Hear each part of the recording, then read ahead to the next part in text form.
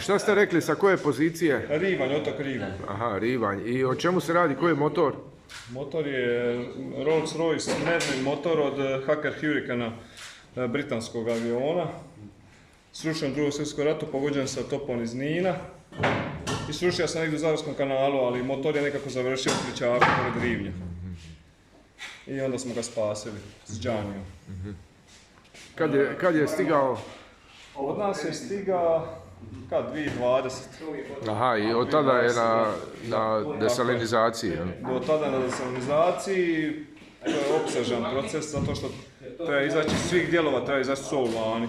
A druga stvar, treba ga onda rastaviti i vidjeti kakvo je stanje unutra, to je još uvijek nepoznato, ali vidit ćemo. Uglavnom, uz pomoć zrakoplovnih stručnjaka, ovih mehaničara, će se rastaviti jer mi nećemo. Znači doći će stručnjaci. A morat će doći, neka suradnja će nastaviti. Odakle dolaze iz? Pa vrlo vjerojatno iz aktivne vojske, to još ne znam. Neko ko se razumije u dijelove motora od zrakoplova. Da. Hoće možda engleski stručnjaci dolaziti? To još ne znam. Ne znate. Ali ako moguće, ovo su svi jako zainteresirani. To je odjeknulo u cijelome svijetu kad smo ga našli. I u komadu je zapravo cijeli ostao. Jednom mu fale tamo elise propele. Aha. Ima je 3 propele. To je dio motora.